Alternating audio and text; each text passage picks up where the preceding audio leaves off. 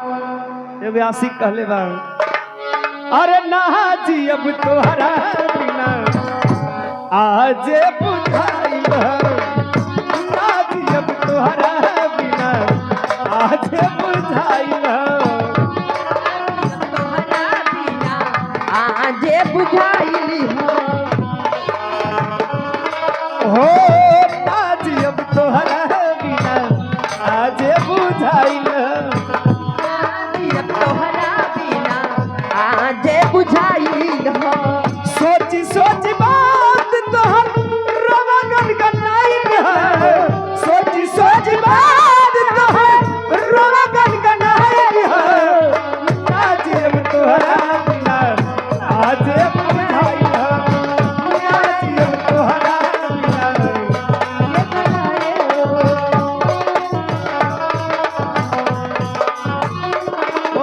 ए बार साहब और 200 रुपया पुरस्कार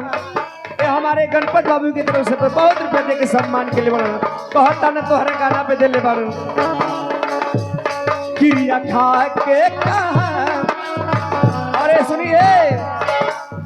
प्रधान जी राम के चौहान जी गुड्डू भैया असलाल भैया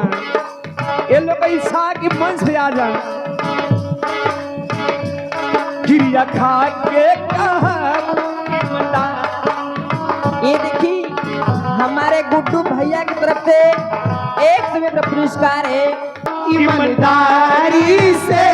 प्यारी नहीं हरे तक रही ससुरारी से प्यारी नहीं हरे तक रही ससुरारी से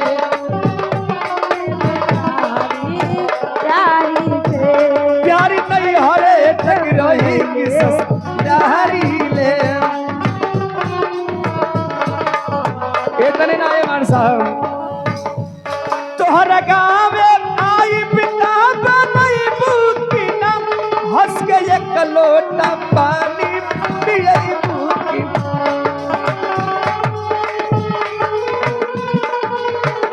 हंस के एक लोटा पानी पियई भूखी अरे बहुत रुपया पुरस्कार दे के सम्मान हमारे राम के चौहान जी की तरफ से पार्टी से नमस्कार बा हमारे अंगद भैया की तरफ से पुरस्कार और दिनेश भैया जी की तरफ से पुरस्कार बाहर तोहरा गाँव आई बता नहीं भूती ना हंस के एक लोटा पानी पिए भूती ना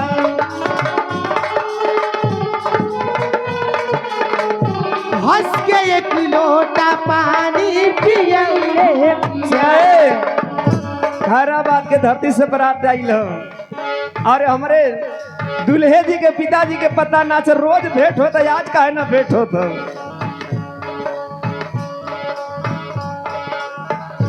जाए लगब तो झकबू तू के बाड़ी से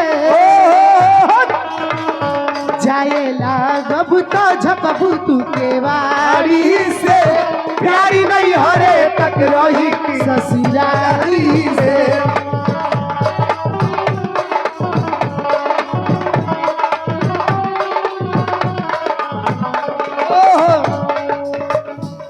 हो ना जियब तोहरा बिना आज बुझाइल और मार साहब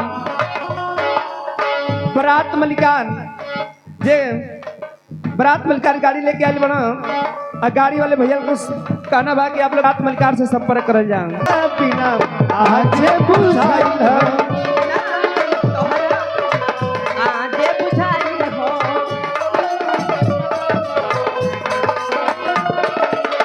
सोची सोची बात तोहर रोवा गनगनाइल हो सोची सोची बात तोहर रोवा गनगनाइल हो ना जियब तोहरा बिना आज बुझाइल हो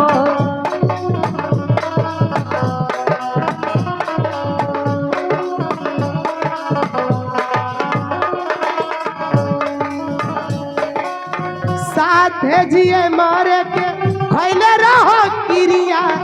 आज काहे छोड़ देना हमर फिकिरिया जिए मरे के संगे पहले राखिरिया आज काहे छोड़ देला हमरो फिकिरिया।